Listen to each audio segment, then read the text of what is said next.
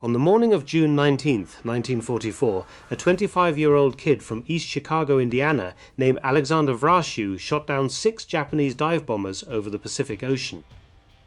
In 8 minutes, when he landed his Hellcat back on USS Lexington, his deck crew checked his ammunition, 60 rounds per kill. That was all he had used.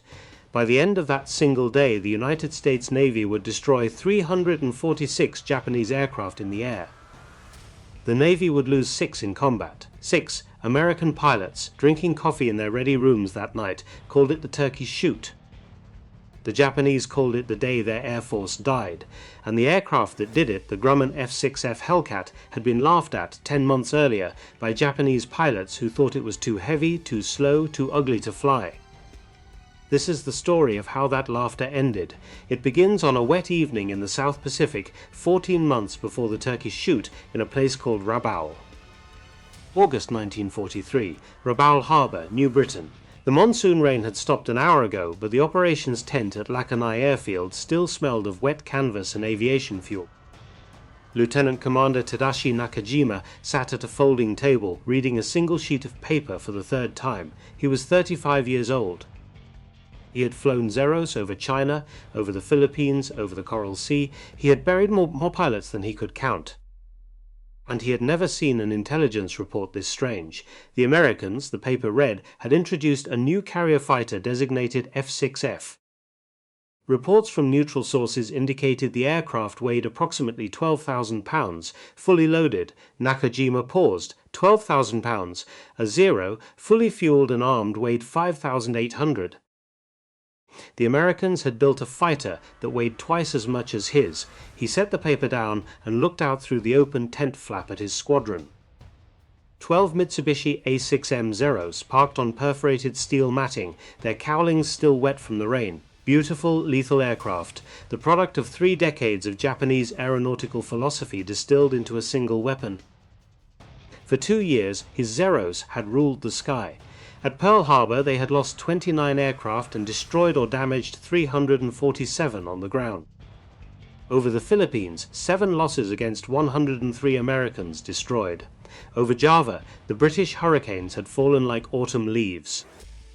The Dutch Brewster Buffaloes had not lasted a single afternoon. Nakajima looked back at the report. The Americans called it the Hellcat. He almost laughed. A Hellcat that weighed twice as much as a Zero was not a fighter, it was a transport with guns. It was the same mistake the Americans had been making since 1941, trying to compensate for inferior pilot skill with heavier machinery, trying to overcome the samurai with weight. He folded the report carefully and slipped it into the document case beside his chair. In 30 days he would meet the Hellcat for the first time. In 90 days, half the pilots laughing with him tonight would be dead. But that evening, in the wet heat of Rabaul, with the rain finally stopping and the propellers ticking as they cooled, Lieutenant Commander Tadashi Nakajima could only see what every Japanese aviator could see. The future belonged to the Zero. To understand why he was wrong, you have to travel 6,000 miles east, to a different airfield on a different ocean, more than a year earlier. Bethpage, Long Island, the summer of 1941. The factory of Grumman Aircraft Engineering Corporation sat in a flat expanse of potato fields and pine scrub, an hour by train from Manhattan. Leroy Randall Grumman, age 46, walked through the assembly hall with his hands clasped behind his back. He was a tall man with a quiet voice and a face that did not betray emotion easily. He had been a Navy pilot once, in the First World War. He understood what it meant to bring an airplane back with holes in it. Beside him walked William Schwendler, his chief engineer. Schwendler was 37, intense, brilliant, exhausted. He had been working 16-hour days for months. The 2 men stopped at a drawing board near the south wall. Pinned to it was the preliminary design for an aircraft Grumman had codenamed the XF6F1. It looked, on paper, almost crude, a massive radial engine, a barrel-shaped fuselage, stubby, low-mounted wings, a canopy that sat high above the nose like a watchtower. It was, by every aesthetic standard of 1941, an ugly airplane, but Grumman and Schwendler had not designed it to be beautiful. They had designed it to bring American pilots home. Earlier that year, Grumman had taken an unusual step for an aircraft manufacturer. He had personally interviewed Navy pilots who had survived combat against the Zero. Lieutenant Commander John Thack, the fighter tactician who would invent the maneuver later called the Thack Weave. Pilots from Wake Island. Pilots who had nursed shot-up F6F Wildcats back to their carriers with bullet holes in their fuel tanks and blood drying on their boots. Grumman had asked them a single question: "What killed your wingmen?" The answers had not been complicated. No armor behind the pilot's seat.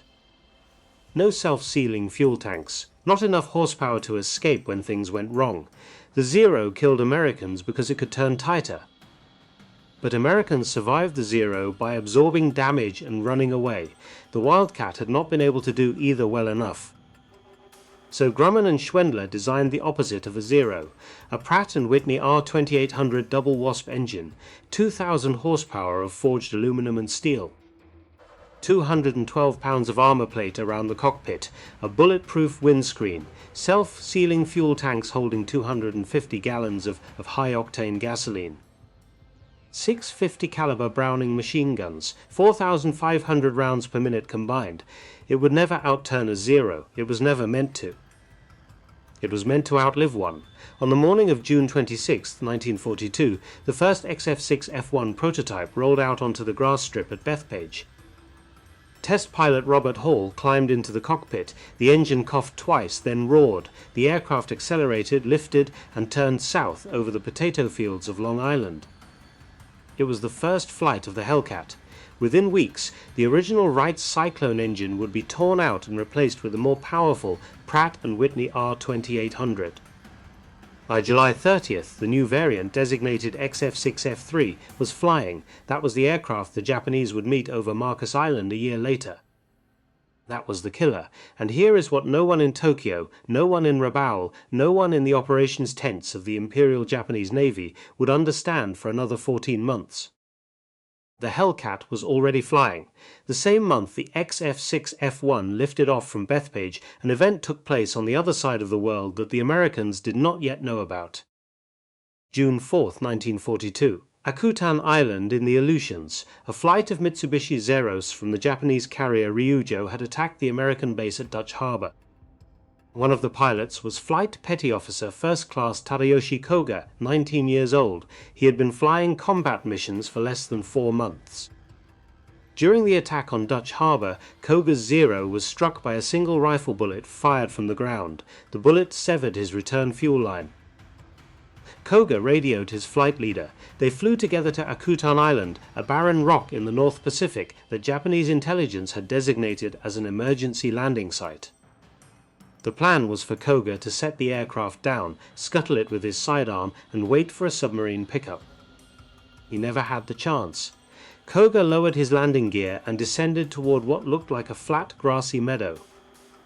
It was not a meadow, it was a peat bog. The wheels touched, sank, and caught. The Zero flipped onto its back at full landing speed.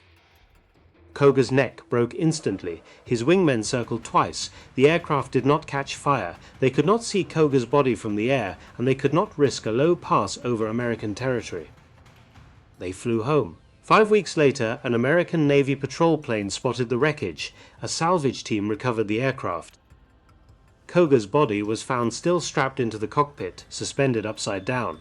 He was buried in an unmarked grave on the island. His Zero was crated, shipped to San Diego, and reassembled in a hangar at Naval Air Station North Island. By September of 1942, American test pilots were flying it. They learned what the Hellcat designers had already guessed. The Zero's ailerons stiffened at high speeds. The engine starved for oxygen above 20,000 feet.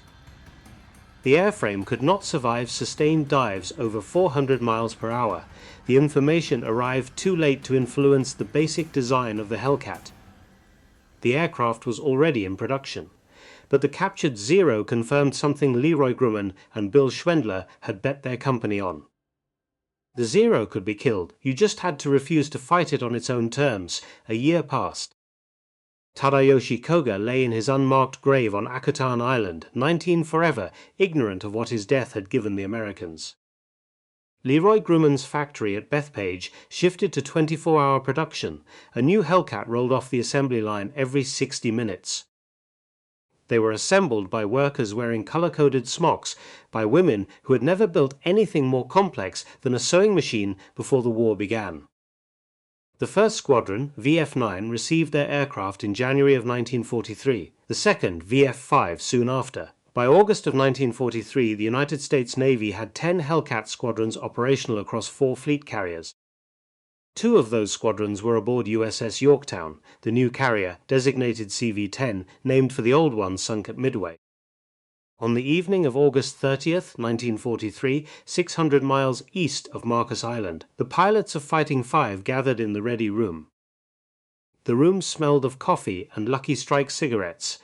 The bulkheads vibrated faintly with the engines pushing the carrier through the dark Pacific at 25 knots.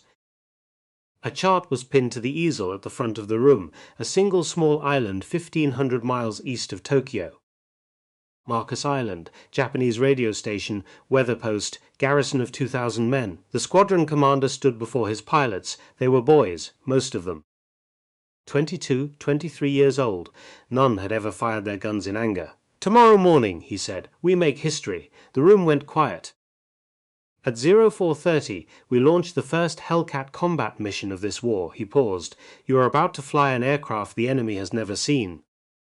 They will misidentify you. They will underestimate you. They will believe you cannot turn, cannot climb, cannot fight." He turned and tapped the chart. "They are about to learn otherwise." That same night, 4,000 miles to the southwest, Lieutenant Commander Tadashi Nakajima walked back to his quarters at Lakunai Airfield. The rain had started again. He could hear his ground crew laughing in the maintenance tent, sharing a bottle of warm sake someone had smuggled in from the supply ship. He smiled. In his quarters, on the small wooden desk beside his cot, the intelligence report still lay folded inside its document case. A flying truck. That was how he had described it to his men over dinner. He fell asleep easily that night, certain of the future. The world he had known for the past 2 years was about to end. He did not know it yet. But somewhere out in the darkness of the Central Pacific, the Hellcats were already turning toward him. 0430 hours. August 31st, 1943. The flight deck of USS Yorktown was a black river of men and machinery under the red glow of the battle lanterns. Plane captains crouched beside their aircraft, holding the wheel chocks in place against the wind. Pilots climbed into their cockpits in heavy flight suits and Mae West life vests, the canvas straps already dark with sweat. The first Hellcat in line was bound for Marcus Island. Marcus was a triangle of coral 1,500 miles east of Tokyo. A weather station, a radio relay, a Japanese garrison of 2,000 men who believed they were sitting in the safest part of the empire.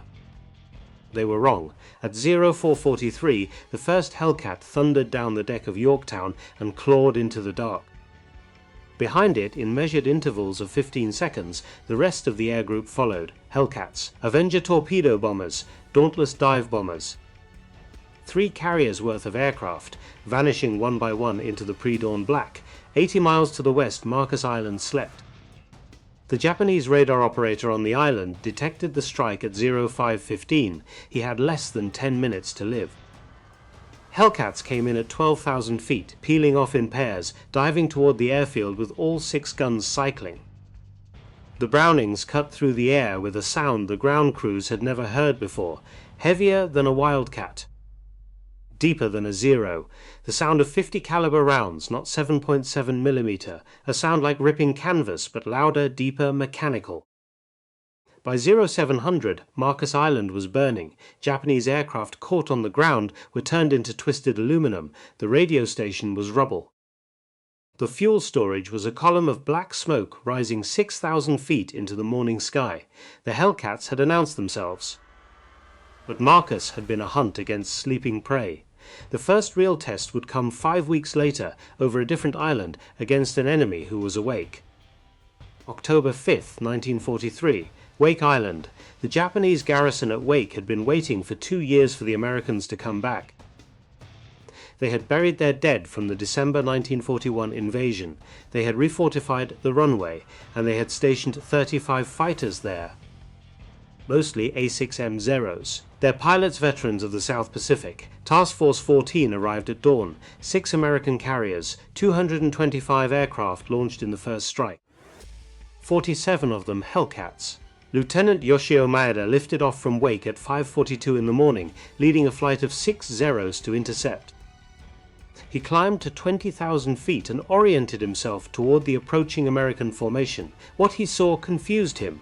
The American fighters were not Wildcats. The silhouette was wrong, wider in the body, the wings too short, the engine cowling too round, too deep. He keyed his radio. New aircraft, single engine, unknown type, approaching from the east. He dove. This was the standard tactic. Use the Zero's superior turn rate to slash through the American formation, get on a tail, pull a high-angle deflection shot. The Hellcats did not scatter. They did not try to turn. They climbed. The Pratt & Whitney R2800 engines, 2,000 horsepower of American industrial muscle, drove the Hellcats upward at 3,500 feet per minute. The Zeros, with their elegant 1,100 horsepower Nakajima Sakai engines, could not follow. At 18,000 feet, Maeda watched the lead Hellcat perform a maneuver that should not have been possible for an aircraft of its weight. A hammerhead turn. The American fighter stood on its tail, rolled 90 degrees, and dropped directly onto the tail of Maeda's wingman. 650 caliber Brownings opened up at 400 meters. The Zero came apart in mid-air, not damaged, not crippled, came apart. The fuselage broke behind the cockpit. The engine, still running, spun away to starboard, trailing fire. The pilot, who had been a friend of Maeda's since flight school, never opened his canopy. Maeda's hands locked on the stick. The American fighter that had killed his wingman zoomed back up to altitude, untouched, already setting up its next attack. That morning, over Wake Island, 22 Zeros were shot down. The Hellcats lost 12 aircraft, most of them to anti-aircraft fire from the ground. The Japanese pilots who survived flew home and tried to explain what they had seen. Their reports were written in careful, formal language. But you can read the bewilderment between the lines. The aircraft did not behave according to its weight. The aircraft did not turn, but did not need to. The aircraft absorbed fire that should have destroyed it. This last observation was the most disturbing. A Zero, hit in the wing root by a 50 caliber bullet, would catch fire. Hit twice in the fuselage, it would lose pressure in its non-sealing fuel tanks and start streaming gasoline. 3 hits the cockpit area and the pilot would be dead. The Hellcats came home with bullet holes a man could put his fist through, and their pilots were alive. The reason was sitting in the cockpit, behind the pilot, around the engine, and inside the fuel tanks. 212 pounds of armor plate, self-sealing rubber bladders that swelled shut when punctured, a bulletproof windscreen 1.5 inches thick. A Hellcat could absorb 50 rounds of 7.7 mm fire, a dozen 20 mm cannon shells from the Zero's wing-mounted Type 99 guns, and still bring its pilot home for breakfast. A Zero could absorb 6. This was not a duel of swords anymore. This was a man with enough eye fighting a man in armor. 4 months passed. The Hellcats moved deeper into the Central Pacific. Tarawa fell in November, the Marshall Islands in January. In February of 1944, Task Force 58 struck the great Japanese naval base at Truk Lagoon, the headquarters of the Combined Fleet, the Pearl Harbor of the Imperial Japanese Navy. Truk was supposed to be impregnable. For 2 days, Hellcats and Avengers and Dauntlesses tore it apart. The Japanese lost 270 aircraft. 40 ships sunk. The base was reduced to a graveyard of burning steel, but there was something the Japanese pilots could not see, even as they died. Something invisible. When their formations approached the American carriers, the Hellcats were already waiting, not patrolling randomly, not searching, waiting. At the right altitude, from the right direction, with the sun behind them. Lieutenant Sadamu Kamachi, one of the few experienced Japanese pilots still flying, described his first encounter with this phenomenon in his post-war interrogation report. We were climbing through clouds when they hit us. No warning, no visual contact. Hellcats diving from above, exactly on our heading, perfectly positioned. They knew where we were, our altitude, our course. The Americans had radar, the Japanese had heard of radar. They had a primitive version of it themselves, mounted on a few cruisers and shore installations, but they did not know that aboard every American carrier sat a room called the Combat Information Center. A windowless compartment below the flight deck where radar operators tracked every aircraft within 75 miles. Fighter direction officers, sitting at plotting boards in red light, could vector Hellcats to intercept by radio with a precision the Japanese could not imagine. The Hellcats were not faster than the Zeros, not by much. They simply got there first, because their controllers could see the Japanese coming from over the horizon. "A blind man," said one Japanese pilot, fighting a man who could see in the dark. By the spring of 1944, the Imperial Japanese Naval Air Service was beginning to suffocate. Not from a lack of aircraft. Mitsubishi was still producing Zeros at over 400 per month, from a lack of pilots. Before the war, the Japanese Navy's pilot training program had been the most rigorous in the world. A candidate spent 3 years in flight school. He logged 700 hours in the air before he was permitted to fly a combat mission. He was a craftsman, an artist, a samurai of the sky. That program was now in ruins. The veterans were dead. They had been dying since Midway, since Guadalcanal, since the slow grinding attrition of Rabaul. Each man lost was a teacher who could not train his replacement. The Japanese began rushing pilots to the front with 300 hours. Then 200, then 150. Fuel shortages meant most training was done in gliders. Gunnery practice was limited to 50 rounds per pilot. The complete training in night flying, in instrument flight, in radio procedures simply ceased. The cost was a year of formation time the new pilots would never have. Across the Pacific, in Texas and Florida and California, American pilots were arriving at their squadrons with 300 hours minimum. 50 of those hours were in type. They had fired thousands of practice rounds at towed targets. They had practiced carrier landings until they were as automatic as walking. The contrast was mathematical. A Japanese pilot in early 1944 was a teenager with 200 flight hours, no live gunnery experience, and a Zero that had not been substantially upgraded since 1942. An American pilot was a 23-year-old with 350 hours, hundreds of rounds of live gunnery, and a Hellcat that grew more powerful every 6 months.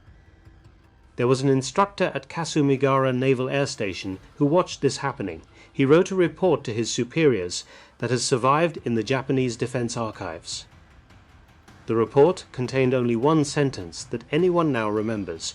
"We are sending children to fight professionals," but there was something else, something deeper, that the Japanese could not have anticipated. Something built into the Hellcat doctrine that violated every assumption of Bushido. The American pilots refused to fight, not always. Not in panic, not in cowardice, but strategically. The doctrine was called energy fighting, and it was the brainchild of fighter tacticians who had studied every Japanese aerial engagement since Pearl Harbor. The principle was simple. A Hellcat would never engage a Zero on the Zero's terms. If the Japanese had altitude, the American refused combat. If the Japanese had speed, the American refused combat. The Hellcat would maintain its energy advantage, climb away, wait, return when the equation was in its favor. A samurai could not understand this. A samurai did not refuse battle. A samurai did not flee from a worthy opponent. A samurai who turned away from combat dishonored himself, his ancestors, his emperor. The Hellcat pilots flew under no such code. They were industrial workers in the sky. They were professionals who had been told their lives were valuable. They were the products of an aviation culture that measured success not by individual glory but by squadron statistics. The Japanese could not adapt to this. Their entire philosophy of war forbade it. They flew as individual artists. The Americans flew as a machine. By the spring of 1944, the machine was ready for the largest carrier battle in history. June 19, 1944, the Philippine Sea. Vice Admiral Jisaburo Ozawa was 57 years old. He was a tall, gaunt man with a face like a hatchet, and he commanded the first mobile fleet. 9 aircraft carriers, 450 aircraft, the reconstituted heart of Japanese naval aviation. Pilots he had trained for months, hoarded, husbanded, ready to deliver a single decisive blow. Across 100 miles of empty ocean, the American Task Force 58, under Vice Admiral Mark Mitcher, also 57, waited. 15 carriers, 956 aircraft, 450 of them Hellcats. At 0830, Ozawa launched his first wave. 69 aircraft, climbing east toward the American fleet, flying in tight formation, their pilots radioing back the cool, professional reports they had been trained to make. The American radar detected them at 150 miles. By the time the Japanese strike was 80 miles out, Hellcats were already airborne, climbing, vectored by fighter direction officers who had laid out their interception positions with the precision of a chess problem. Lieutenant Zenji Abe, leading the Japanese fighter escort, saw the Americans through a break in the clouds at 22,000 feet. He counted them. He stopped counting at 60. They were stacked, he wrote later, in a passage that survived the war, from 20,000 to 30,000 feet. Waiting like a steel curtain, we were at 18,000 feet. Every advantage was theirs. The engagement lasted 12 minutes. Of 69 Japanese aircraft in the first wave, 42 were shot down. The second wave launched at 10:30, 128 aircraft. The Hellcats destroyed 79 of them, the third wave, 47 aircraft. 16 reached visual contact with the American fleet, 7 scored a single hit on the battleship South Dakota. The fourth wave, 82 aircraft, most never found the Americans, many ran out of fuel and crashed in the sea.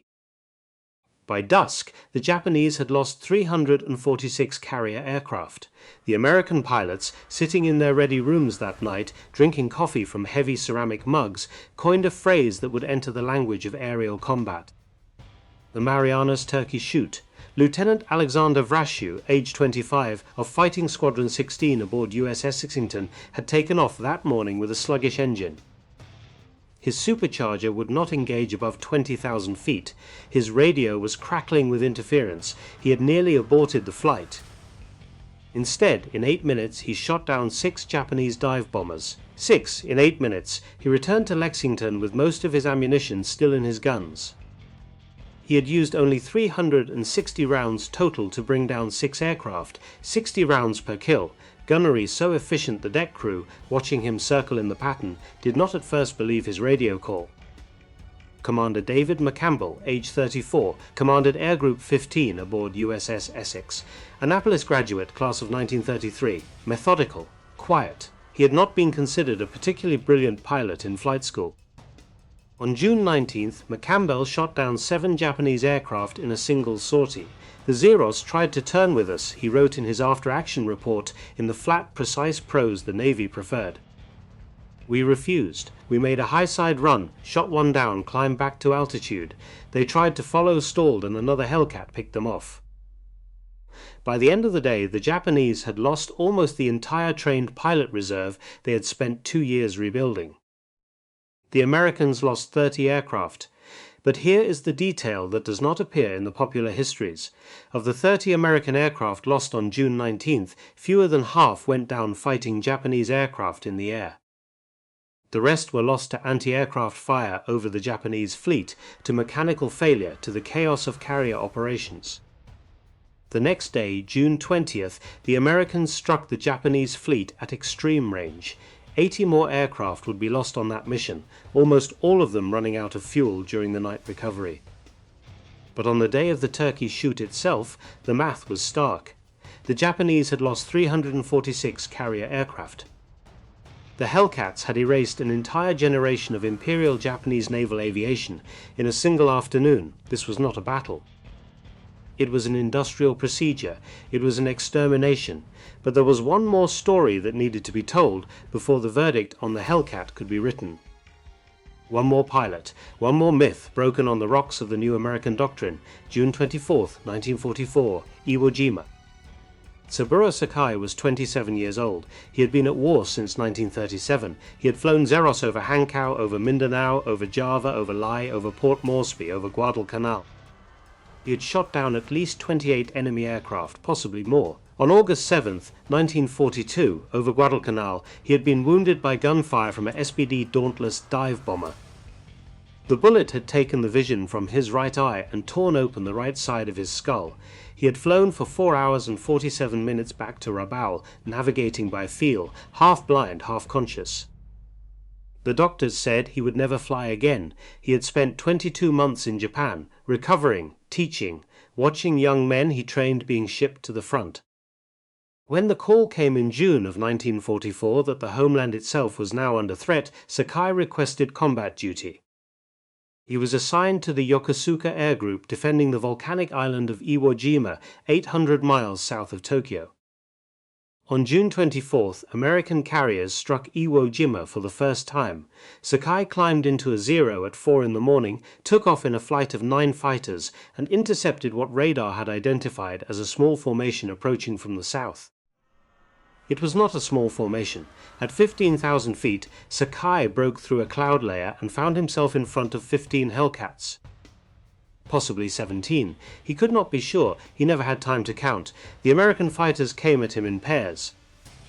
The standard Hellcat doctrine: one high, one low, one holding altitude while the other made the firing pass. Sakai performed every maneuver he had perfected in 20 years of flying.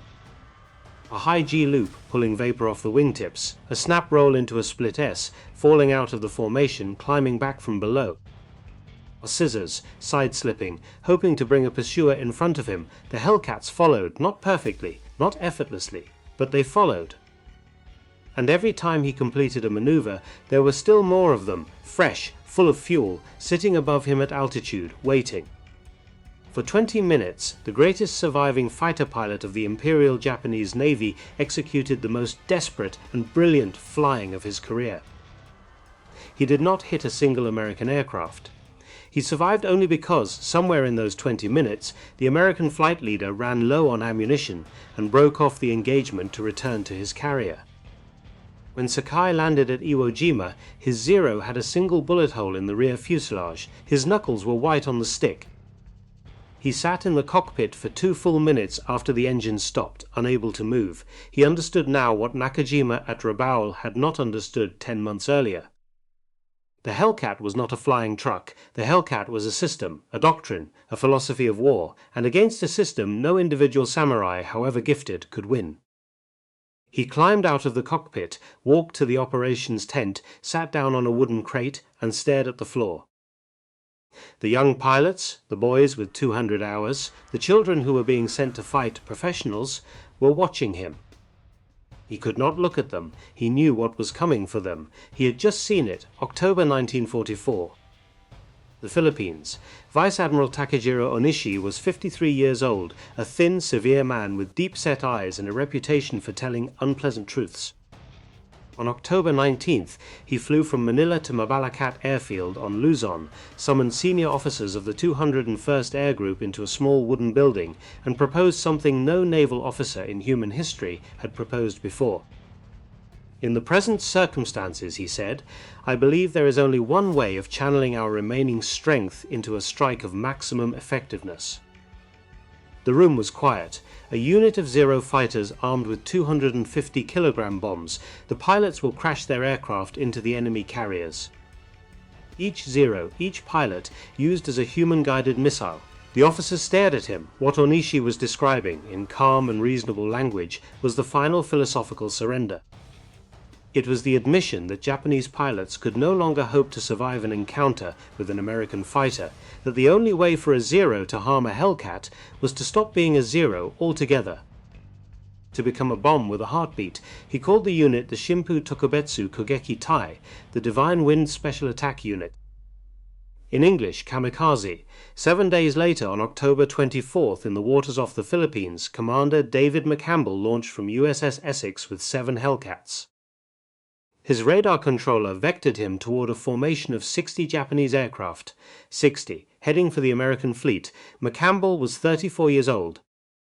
He had recently been promoted to Air Group Commander. He had a wife in Florida. He was, by every account, a quiet man.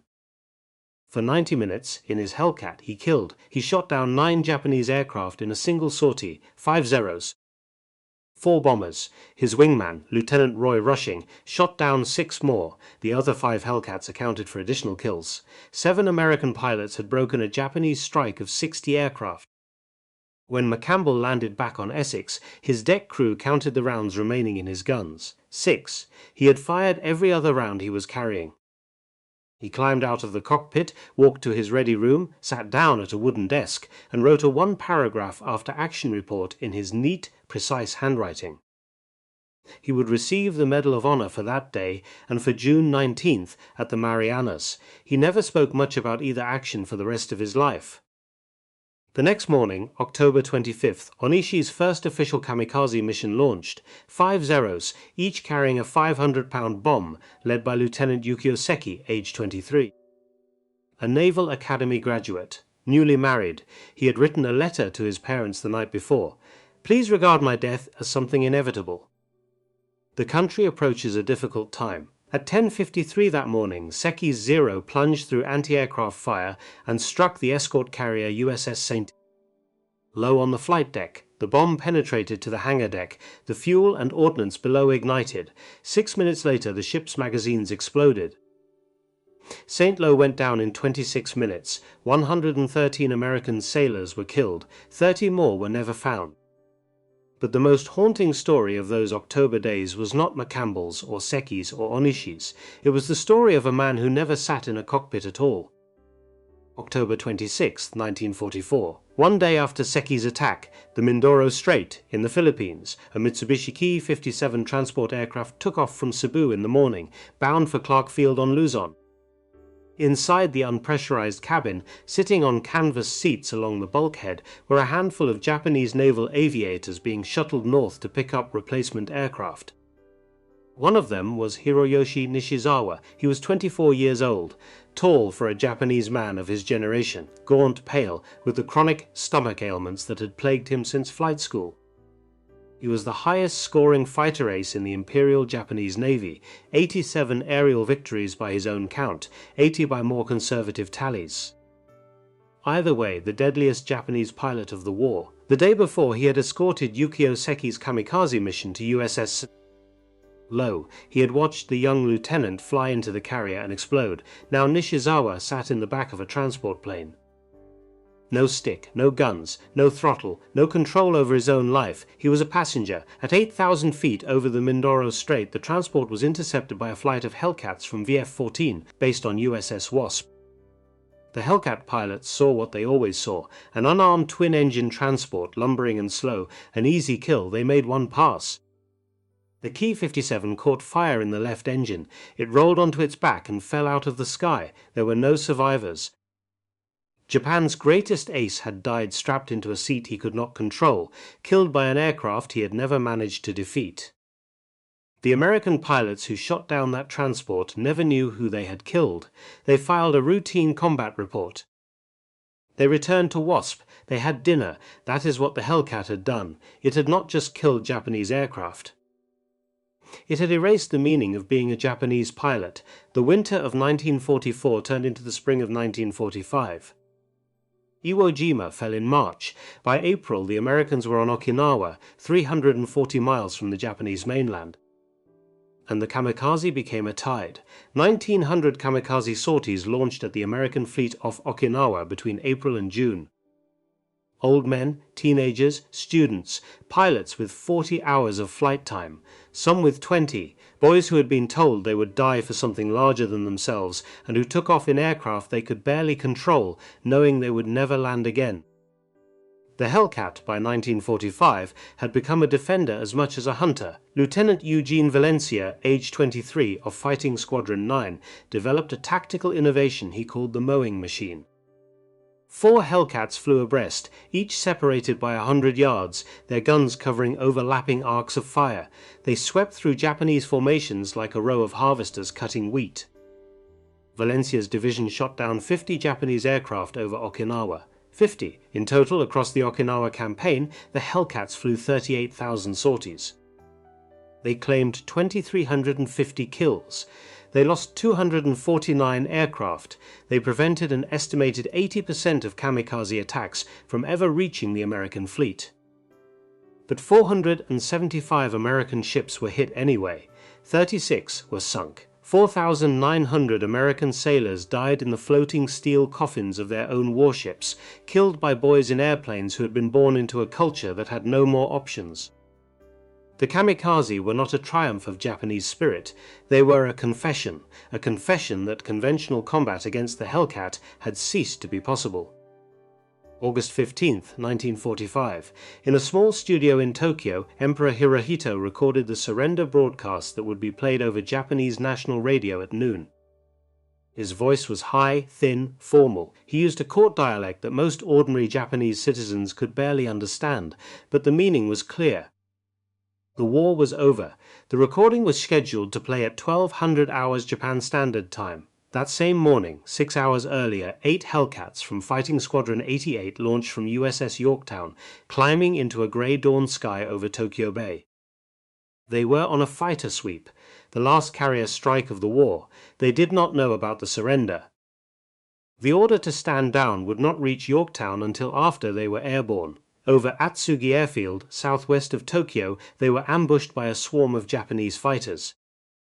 Possibly 17 aircraft, possibly more. The Japanese pilots, also unaware of the surrender, fought with the desperation of men defending their burning country in the last hour before midnight. The combat lasted 20 minutes. When it was over, 4 American pilots were dead: Lieutenant Howard Harrison, Lieutenant Junior Grade Eugene Manberg, Lieutenant Junior Grade Joseph Saloff, Ensign Maurice Proctor. 4 young men who had survived an entire Pacific War. 4 young men who died in the air on the morning their war ended. 4 young men whose families would receive telegrams that arrived after the victory parades had already begun, after the church bells had stopped ringing, after the rest of the country had moved on. The Hellcat had won, but it had not won cleanly. It had taken every last drop of blood it was going to take, all the way to the final hour. The numbers, when they were finally counted, told the story in the bloodless language of mathematics. In 30 months of combat, the F6F Hellcat shot down 5,163 enemy aircraft. It lost 270 aircraft to enemy fighters. The kill ratio, the most lopsided in the history of aerial warfare, was 19-1. Grumman produced 12,275 Hellcats in 30 months. At peak production, a new Hellcat rolled off the assembly line at Bethpage every 60 minutes. 24 hours a day, 7 days a week. In the entire year of 1944, Japan produced 5,100 fighters of all types. The United States produced 35,000 fighters that year alone. By August of 1945, when the Emperor's voice came over the radio, the United States Strategic Bombing Survey would confirm that fewer than 100 combat-experienced Japanese naval aviators remained alive. A force of 18,000 pilots had begun the war. Less than 1 in 180 had survived. Saburo Sakai survived. He flew his last combat mission on August 17, 1945, 2 days after the surrender announcement, escorting a transport that had refused to land. He never fired his guns. The war was over. He lived for 55 more years. He became a Buddhist monk. He renounced violence. He wrote his memoirs. He spoke to American veterans, to Japanese students, to anyone who would listen about what he had done and what had been done to him.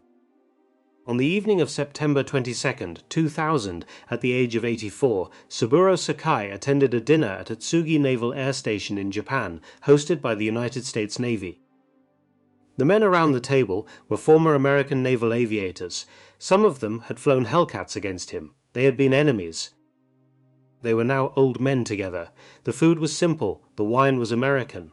After the meal, Sakai stood to shake hands with a retired American officer. His heart stopped. He fell. He was carried out on a stretcher. He died before he reached the hospital. He died in the company of the men who had defeated him. He died in their hands. In an interview given near the end of his life, Sakai was asked what he thought of the Hellcat. He considered the question for a long time before answering. The Zero, he said, made Japan a great naval power. The Hellcat made Japan realize it had never been as great as it believed. He paused. We thought we were samurai. The Hellcat showed us we were just men with outdated weapons facing the future. He looked at the interviewer. Every Japanese pilot who survived the war survived because a Hellcat pilot chose to let him live. That is the ultimate defeat. To exist at the mercy of your enemy. He did not say it bitterly. He said it the way an old man speaks of the weather.